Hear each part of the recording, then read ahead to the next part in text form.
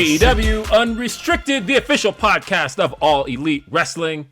I'm Will Washington. She is Aubrey Edwards. And don't forget, folks, that this podcast is sponsored in part by Upper Deck. Yeah, we got these cards here, and look, I've got the Unified Champion Kazuchika Okada. That's right. You can collect your favorite wrestlers in 2025 Upper Deck AEW and start your trading card collection today. Unwrap autograph memorabilia or premium tech inserts. Visit upperdeck.com to learn more. We love our sponsors at Upper Deck. I mean, look, I've mentioned before, I've got just a desk full of Upper Deck cards. I could pull. You got to take a picture of that and send it to me, because you say that every week, and I'm just like, I mean, like, I believe you, because you've never steered me wrong. No, when I show you, you're gonna be like, oh my god, it's please clean this up. Our sponsors would be very sad. Yeah, exactly. But look, they're all in perfect stacks. I just have so many. Look, I can pull Willow Nightingale from anywhere, right? I can pull Adam Copeland. Yep. And of course, AEW champion Hangman Adam Page.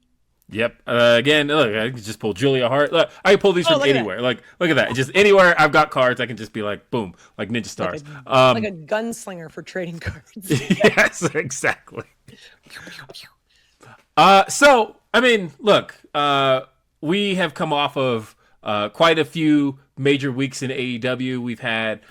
We've got Forbidden Door coming up here soon. We've got some big on sales coming up with Full Gear and World's End. And of course, we just had the big one in Texas a few weeks ago in All In Texas. I had a great time in Texas. It was basically like a family vacation for us. I brought the whole family with, and karaoke was a hoot. We've talked about that. But Aubrey, you had a time as well.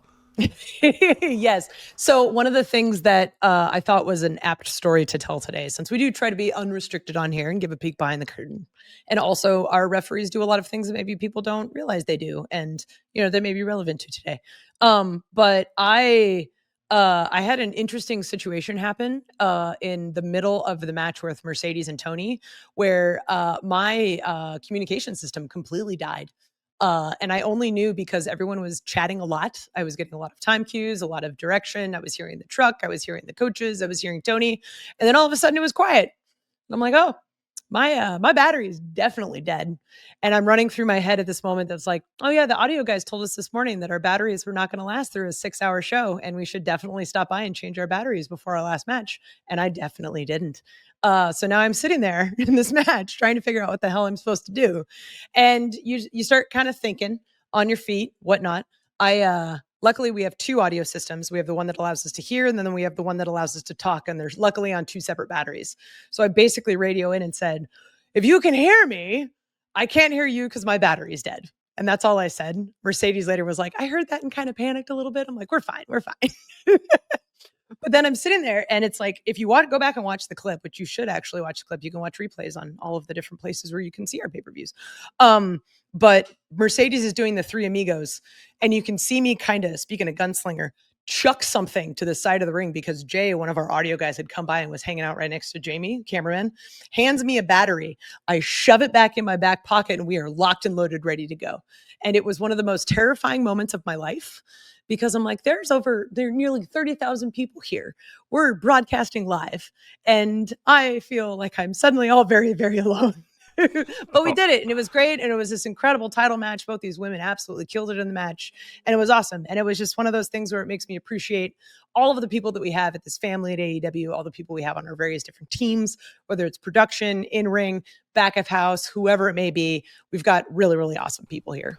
Yeah, no, I love that. And honestly, I love hearing referee stories. I feel like they make and add so much to the product that we've all consumed in AEW. And speaking of which, that brings me to our guest today here on AEW Unrestricted. Who do we got here today? Today, we are joined by one of my favorite people, one of the OG referees at All Elite Wrestling. We're joined by the man, the myth, the legend, Rick Knox, tag team specialist. One of the, how many do we have now?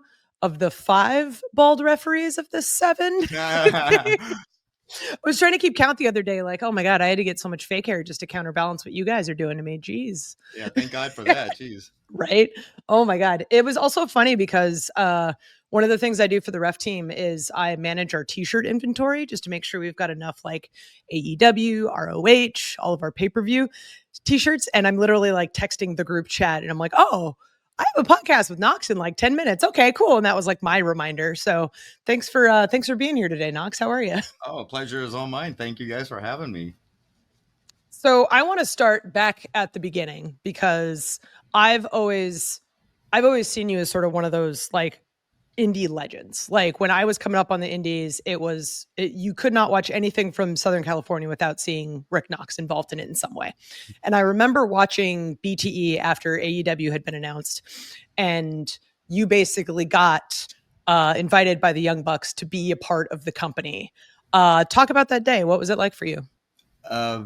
That was very surreal day. It was wild because the whole lead up to that evening was I was under the impression that they were going to offer a spot to Joey Ryan.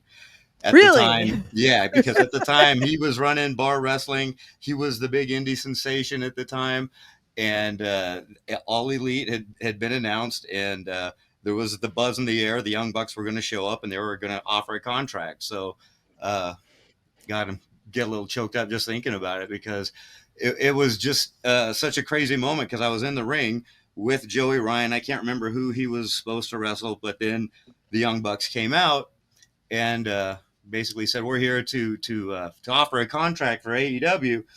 And they were all looking at Joey Ryan, but then turned around and looked at me, and all the attention was suddenly on me. And when it suddenly hit, I felt like my knees just got all shaky. I was like, wait a minute, is this really what I think is happening here? It took me probably a good minute before it really sunk in. Wait a minute, these guys are offering me a freaking contract right now. This is actually happening. So everything you see in that moment is legit. It was a little emotional breakdown, and the fans really responded very well to it. And yeah, it was a cool moment. I'll never forget it. Thank God for the Young Bucks, man. Well, let's talk about the aforementioned Young Bucks because, thinking about that moment and thinking about the fact that, as Aubrey said, tag team specialist Rick Knox, and you can't think tag teams without thinking the Young Bucks. You guys go way back. Talk about that history with Matt and Nick.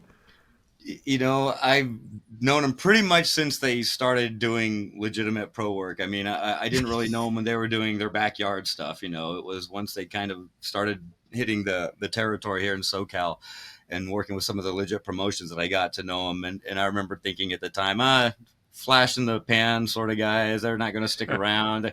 They got the trash bag pants wrestlers, I remember thinking, Frankie Kazarian wannabes. These guys they're not gonna last. So yeah, it was a funny time because they had a pretty weird reputation back then, especially like, Matt was known for not wanting to train properly, like going to train under Super Dragon and basically saying, I don't want to do that. Watch this. And then doing all his flips and spots. And it was like, really, dude, first day of training, this is not, so they rubbed a lot of people the wrong way initially.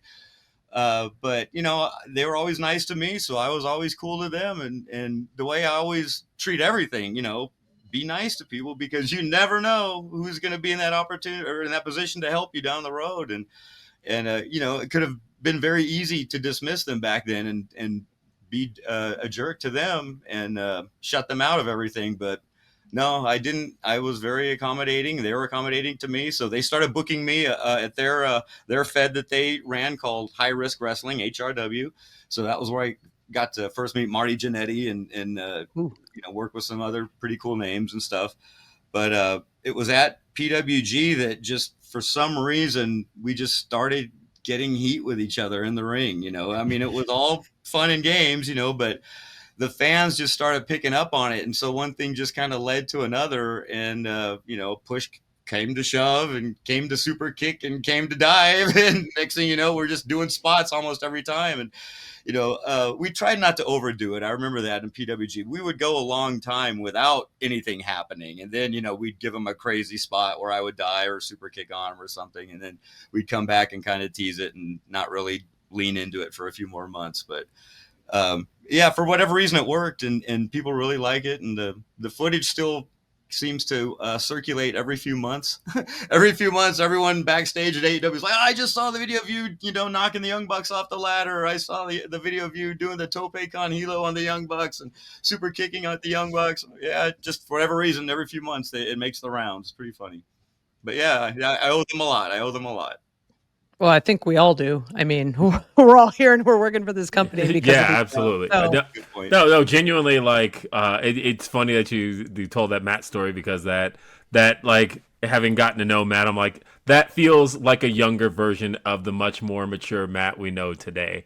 Yeah. Oh, absolutely. Absolutely. I mean, they were, and self-admittedly, they'll tell you that they were full of themselves back then and didn't want to listen to anyone. So, yeah, they had a very, very odd reputation in those early days. They were not looked upon very, very fondly by a lot of the SoCal people back then.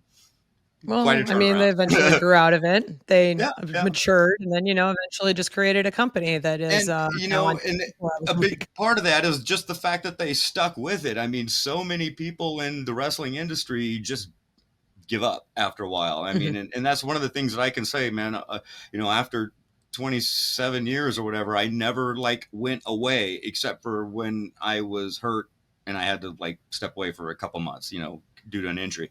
But I never left and retired and then came back or this and that. I kind of just plugged away nonstop since 1997. And that's, I guess, why I'm still going. A lot of other people fell by the wayside, It's about persistence. And I think that's the general thing that gets mentioned on this podcast a lot, is you never really know when the opportunities going to come along. And kind of like you said, you just be nice to everyone, because you have no idea what's going to be the catalyst for a life-changing event, right? And it's I think we had a conversation, I think it was a year or two ago. You had said something along the lines of you had missed something like 4 PWG shows ever during the entire run of PWG. So what was it like being a part of this incredible independent wrestling promotion that was sort of driving the hot indie scene, at least in, the southern part of the United States?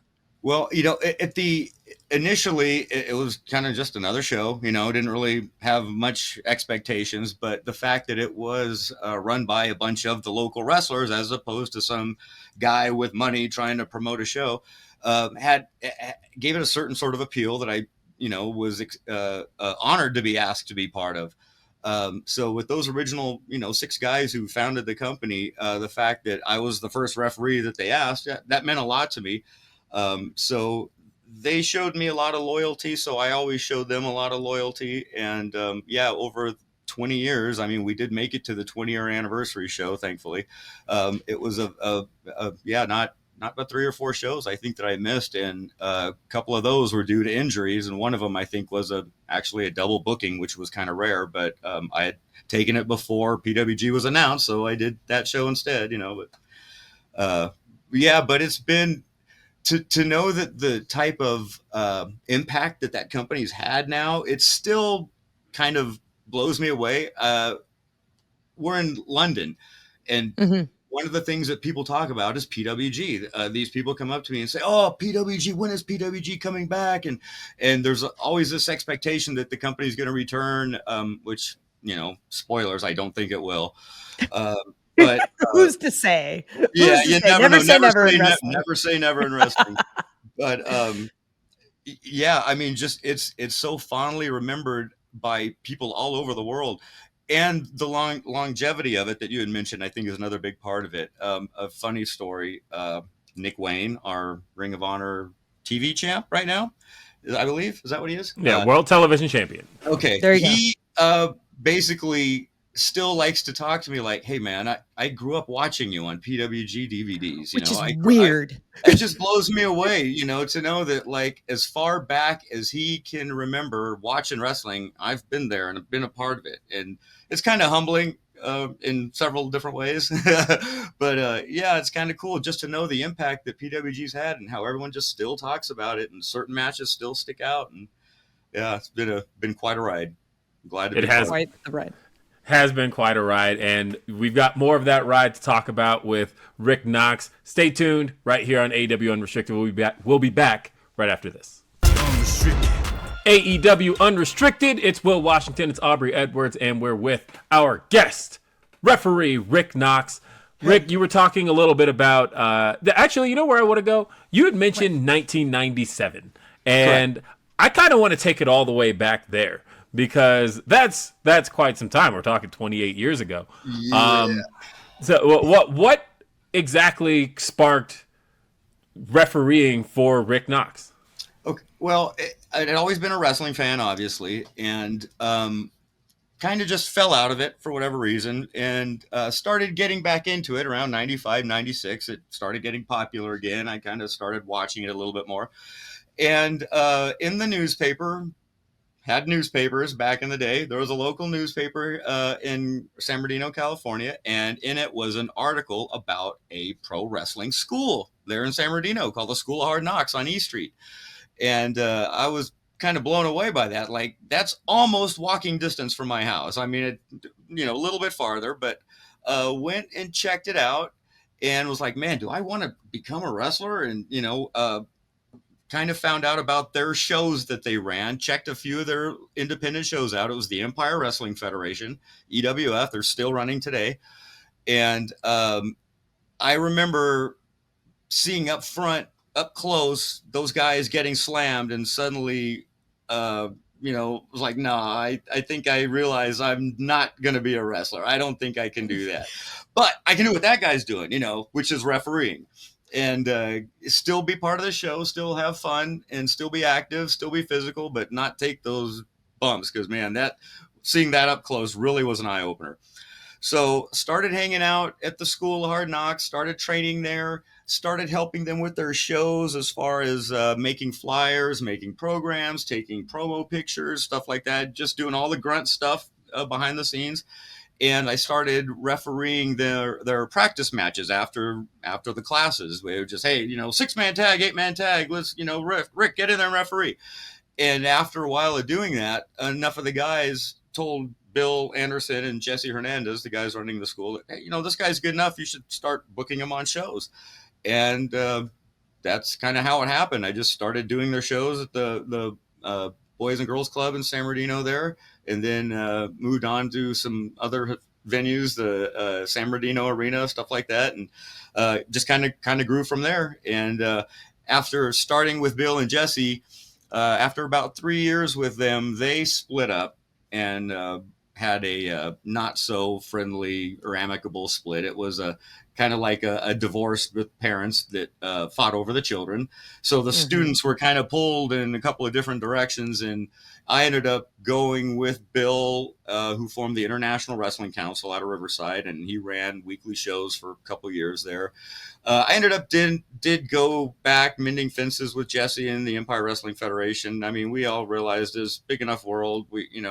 Bygones were bygones. We're all good friends now, thank God that mess got behind everyone. But after that, I started going to Ultimate Pro Wrestling, UPW, which was based out of Orange County, California, ran by a guy named Rick Bassman, who was a manager who basically discovered Sting, Ultimate Warrior, and I'm sure you guys know who he is. But started working for UPW for a couple of years, and they were basically a feeder group, and not an official territory or developmental for WWE, but they basically were. They were getting money funneled to them to help groom certain guys, John Cena. And so, he was getting funding from WWF at the time.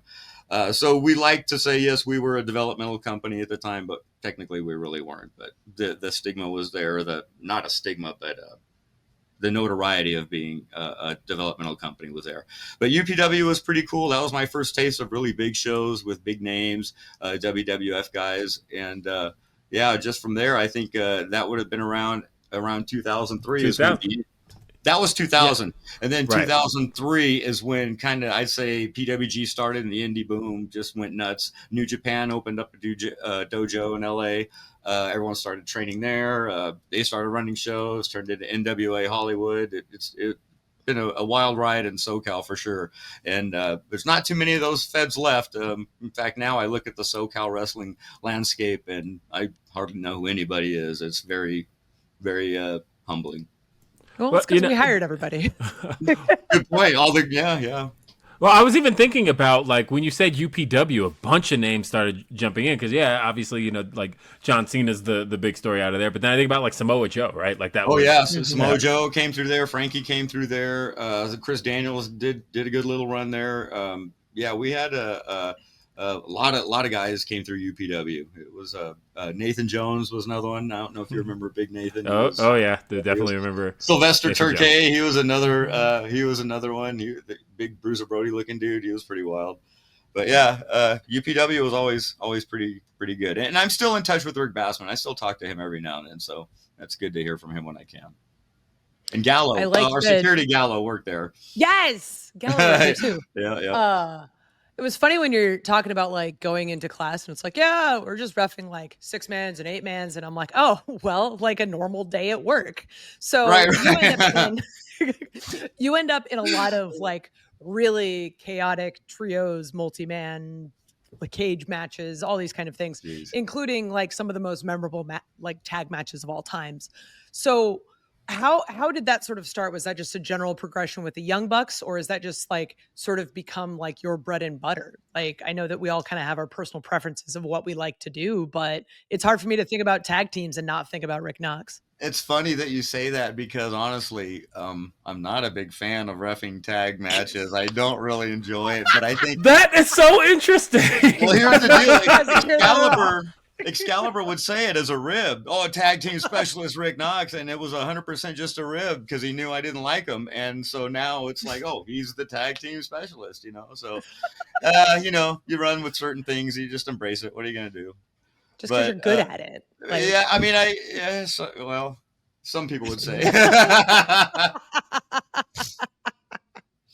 That's the funny thing about being a referee in pro wrestling. It's like you can hit everything you're supposed to hit, do all the things you're supposed to do, and it was great job in the back. Everyone loves what you did, but the people or the fans think, oh, he's horrible. He missed this. He missed that. He didn't see this. He didn't.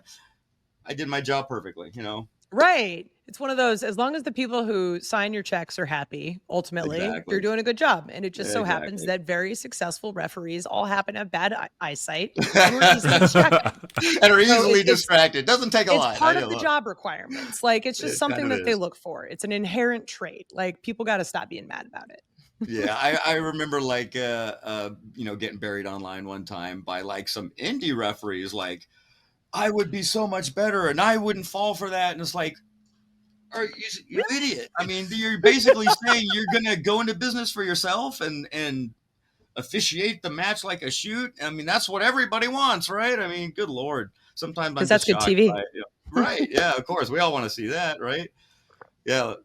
If we really went down that mode, we would literally be disqualifying everyone within the first couple of seconds of every match.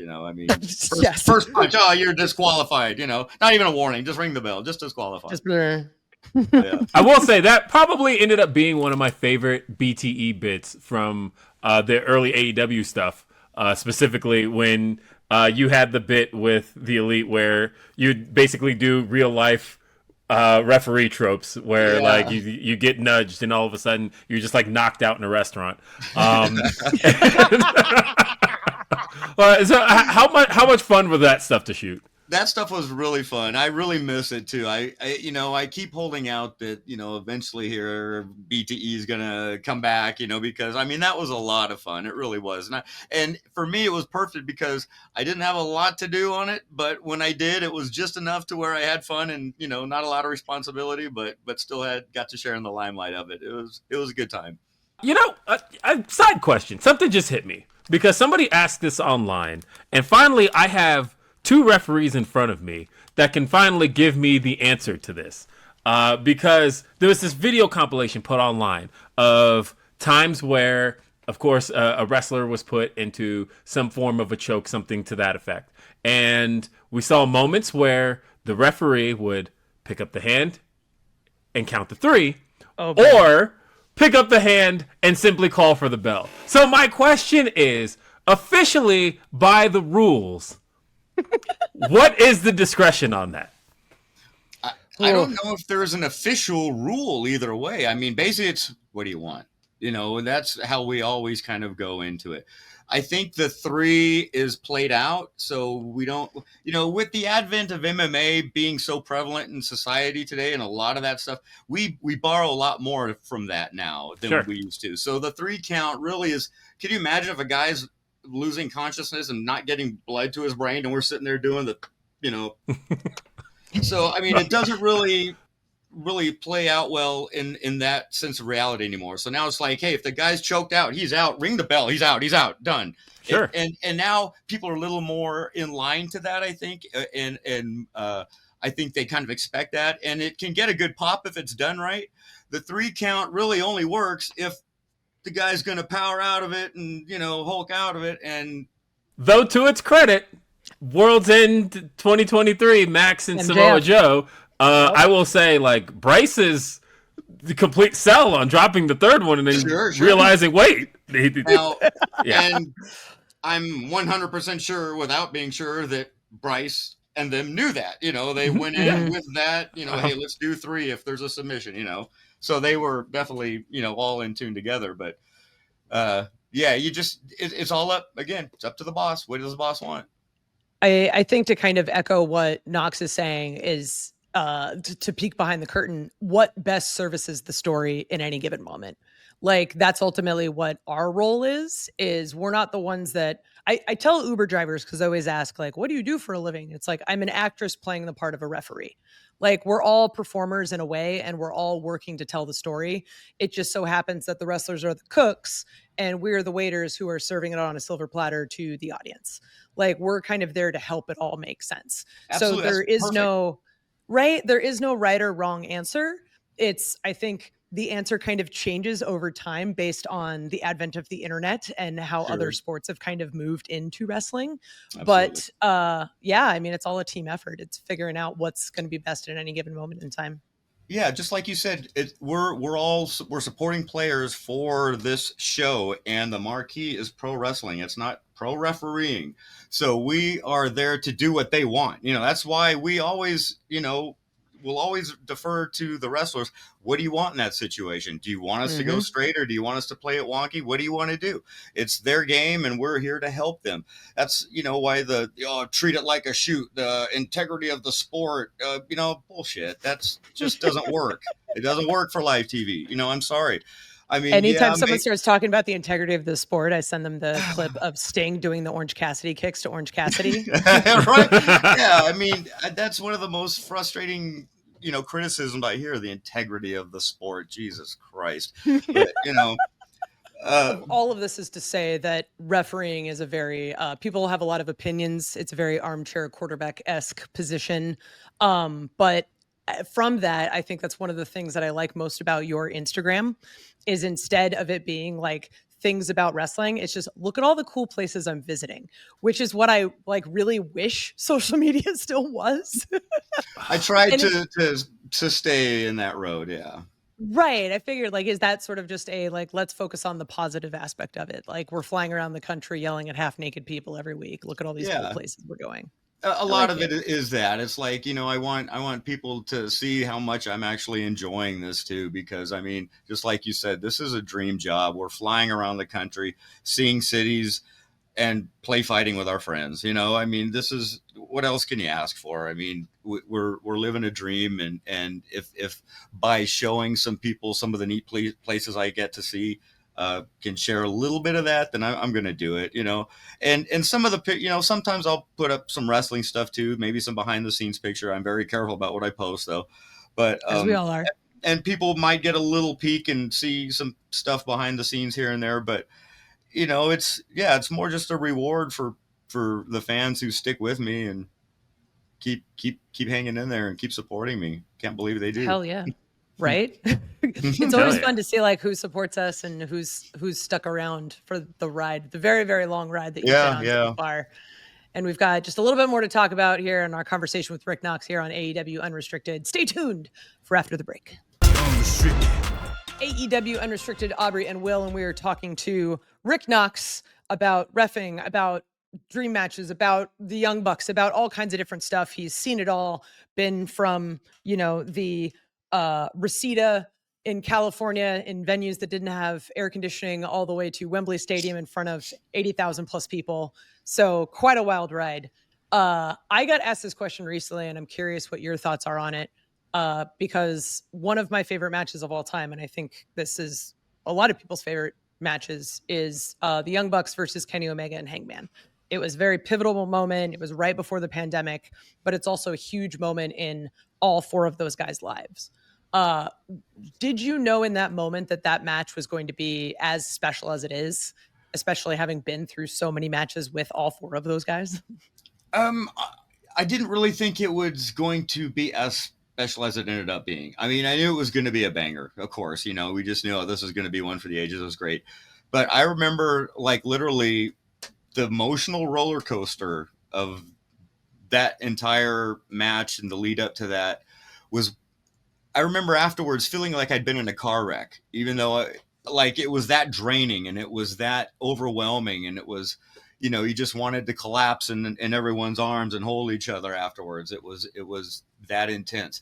But before going into it, no, I just thought it'd be another match, another cool match. And then afterwards, it's like, it's up there in the top 3 or 4, you know? Absolutely. Yeah, you know, that's one of those. I think with a lot of what we do, there's a lot of those times where a match on paper, like, you know, it has a potential to be good, but you don't necessarily know until it's over that it's going to end up in the annals of AEW history. Part of the magic. Yeah, and right. that's a big piece of, you know, we always say that nothing's happened till it's happened. Right. Because at the end of the day, you know, we've sat around having conversations about, you know, oh, this is going to get this reaction, and it doesn't get the reaction you thought it was going to get at all, but it turns out it got maybe a completely different reaction that turned into something completely different and sent, you know, wrestling on a completely different trajectory. And that's like the beauty of what we do. And so, yeah, I can see how that's one of those matches that I think you can anticipate was going to be good, but Sure. But not knowing it was going to be something great. Didn't realize it was going to be a bar setter like that. Yeah. Yeah. But then that begs the question of, have you had those moments, though, where you do see something now, today, and recognize, okay, I know I'm about to be a part of something special? The one that immediately pops into mind is Sting's retirement match. Sure. Sting and Darby versus the Bucks in North Carolina. I think it was North Carolina, right? Yeah.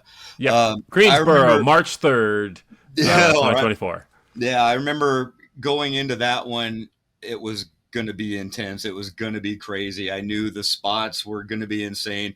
But one of the things that stood out to me was getting to hang out with Sting all day. You know, most of the time, even when I worked his matches, I didn't really get to hang out with him. I would just, you know, talk what I needed to know, and that would be about it. And, you know, hi and goodbye. But that day, we all kind of hung out together, all of us, Flair too, and the Bucks and Darby, and we all like spent the afternoon together, and I don't know, it was something that I'll never forget. Just, it was kind of like a certain bonding moment. And then the match itself, of course, you know, Darby going through the glass, all that other God stuff. It lived up to everything as far as the craziness. You know, and everyone was okay. Everyone survived it. So, you know, especially in Darby matches, that's a huge thing. Is everybody okay? Yes. All right. Then it's a success. Is Darby alive? Cool. Right. Okay. Is Darby breathing? Can he walk? All right. Even better. So, yeah, that one always stands out to me as something I knew would be great. It was great. And that was one of my all-time favorite matches, and an honor to have been a part of. That's something I always still get to tell people. Hey, I got to referee Sting's retirement match. You know, I just met some guy in Chicago who worked at the hot dog place I went in for lunch, and he's like, "Oh, I'm 55 years old. My favorite wrestler, Sting." I was like, "Got to referee his retirement match." His son totally popped. It was awesome. Yeah. Hey, no one will ever take that away from you. That's right. I hope not. Yeah. Don't come back, Sting. I think just come back to hang out, but you don't need right. to Yes, come back and hang out. Yes, hang out in catering. That was awesome when he was there in Texas. So. Oh my God, that was one of my favorite parts. Right, just running into Sting and being able to catch up with him, and it's like, how is it? That crazy beard was amazing. Oh, dude, the beard is wild, or like the white awesome. hair. Oh, yeah, dude. he looked great. Now, honestly, like, there's a little piece of me as a comic book fan that's like, Old Man Sting would be like a great run, wouldn't it? Like, just seeing the hair and the beard, but it's like, one more time. But my worry is Jericho. like, You know, be the wizard, do the wizard, the old wizard, you know. But I think, I don't think he'd go for the white beard. You know, make me look too old. I think the problem with Sting is like he's such a good guy, and he would be like a phenomenal manager, right? But the moment you get him in the same room with Darby, and then all of a sudden, like crazy decisions start being made, he's going to start jumping off of things again, and like we just can't have that. That's funny you say that because, like, you know, all that the criticism online during Sting's whole run is Tony's trying to kill Sting. Why is he doing this to Sting? All those things were his idea. Every single one of the spots he wanted to take, all those spots were his idea. It's insane. Guy is insane. Oh my god, love him to death. What a great guy. Well, you know, I want to kind of talk about the fact that, again, you know, being here with two members of the referee team, you know, it feels like you guys have such kind of a good family camaraderie. You know, Aubrey mentions the group chat quite a bit. You know, we had Brandon on the show not too long ago. And again, you guys you feel like a family. And kind of talk a little bit about the other members of the team and how that's been being a part of something that's still, like, you know, it's been 6 years, but it's still kind of a relatively new thing. But you guys have kind of made it your own and made something out of the referee team. Yeah, I mean, it is very much a family. I think I've never had the support and camaraderie that this little group has. I mean, I've worked a lot of jobs. I've worked on a lot of teams, a lot of different things, you know, and this is the only time where I feel like excuse my language, I'd fucking die for these people. You know, I'll take a bullet for anyone. And it's like, it comes along once in a lifetime where you get a team that you really care for and you really love. And I hope that we all stay together for as long as we can, because and that, I mean, I can sit here and put over the praises of Paul and Bryce and Aubrey as well, but it's the entire group of us. We all, and even when Stefan came in and Brandon came in, it's like these guys were kind of new, but they like fit right in and they fit the mold perfectly. So it's like we didn't have to do anything to them. You know what I mean? We didn't have to like we didn't have to haze them. Yeah, we didn't have to like unlearn them and make them learn a new way of doing anything, because, you know, part of what makes our team strong is that we've all got such diverse backgrounds. We all bring something a little unique to the team. And that was one of the things I think people would put over at the beginning of AEW about the referee team, was like, each one of them brings something different to their matches, you know, and I always thought that was kind of cool. We weren't just the behind the scenes faceless players. We did have a unique feel to each one of our matches. And yeah, I don't know. I love the team. And I hope we stay together forever. Oh, I love this group so much. It's my absolute favorite. I remember when we were when Brandon like had his tryout match, and I'm standing there watching the TV next to Paul, and I'm like, he'd be good. Yeah, he can learn, but like, is he going to mess up our group dynamic? Because like that was the thing that was most important to me at that moment of like, it's a huge deal. Yeah. Right. Because we got the 4 OGs, and then we had Posey, and then we had Stefan, and I'm like, I don't know, man, 7 could get tricky. And then turns out he's just like the exact same as the rest of us, and probably I love him more than the other 6. And you can't say that about everyone who's come through and had a tryout either. So, I mean, there's reasons that, you know, some people stick around, and there's reasons that some people don't. So it's more than just what you bring to the table. It's how you make the whole team feel like a family. Exactly. 1,000%. Right. And it's so cool to get to like actually experience you guys together. Cause like I hope that's something that fans appreciate, because, you know, for the most part, they really only get to see you guys individually. And it's kind of rare that we get the acknowledgement that no, it's the referee team. And like when we were in All In Texas, and we were out by the ring, and the VIP group was coming around to take their pictures, and they got to see something that's kind of unusual, and that was all of us together clowning around. I mean, that's a very rare sight, you know. It's for all of us zebras to be together and acting silly like that, you know. But yeah, that was cool. More specifically, like, I had basically demanded we all take a group photo together, because it's very rare that we all get to be on the same show together. But like, Bryce was helping with the VIP, and I'm like, if we leave, we're never going to take this photo. So we literally just stood around the ring, like joking around, and talking with fans and all this sort of stuff. And then as soon as Bryce ran over, we like took the photo and then left. And we did our little, as everyone was about to part, I'm like, hey, can we do the thing? And we like got together. We did the little cry moment. We did the Woe Bundy. It's the greatest group. I love these guys. I think Knox said it best. Like I would die for these guys. They're my favorite. Yeah. Well, talking about those die moments and times where you guys got to work together. One of the matches I really love talking with referees about specifically on this show is Anarchy in the Arena, because it's just one of those things that is just that. And it's one of those scenarios where kind of everybody gets to play their own part and be a part of something a little bit different. What is that like, having to put all that together with each other? I mean, thankfully we just kind of show up and do what they tell us. But I mean, man, there is a lot of freaking planning that goes into those things, and it's quite the undertaking. So just the walkthrough of it and the planning can sometimes take the entire night before, the day before, and that itself is very draining. But yeah, it's a major undertaking. I mean, those are huge matches with a lot of moving parts, and so they require probably more than people realize, I think, as far as what's going on behind the scenes. Yeah, they're nuts. I think one of my favorite things about the last two Anarchy in the Arena is because the Bucks were involved.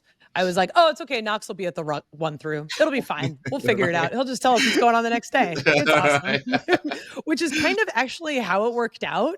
It's like, you come in like, oh yeah, this is doing this. This is doing this. And then you're going to do this spot, but okay, cool. Great. Whatever. And it's like, we'll go this way. You guys go up You're there. You're going to go to the concourse. This forklift spot's going over here. Like, it'll be cool, whatever. And it's like, who knows what's actually happening, but hope nobody dies. That's really what we're looking for. It is kind of funny how it's almost becoming old hat now. Now that we've done half a dozen of these sort of things, it's like, we're getting a little more used to them now. We kind of know what to expect and what we're in for, and it's not as eye-openingly overwhelming like it was the first few years. But it does depend a lot, like Aubrey said, who's in it.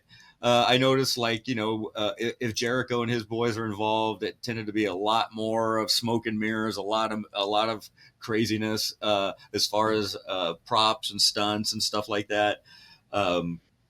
But those things are always a highlight. They're always a highlight. That's for sure. I love watching the finished product and knowing what we had to do to get there. It's always that'd be a pretty cool thing. We should do it behind the scenes on an entire Anarchy in the Arena, and then show it, and then show the match, and that'd be cool. I think that would be, like, you talk about like peeks behind the curtain. That would probably be one that I think everybody would want to see.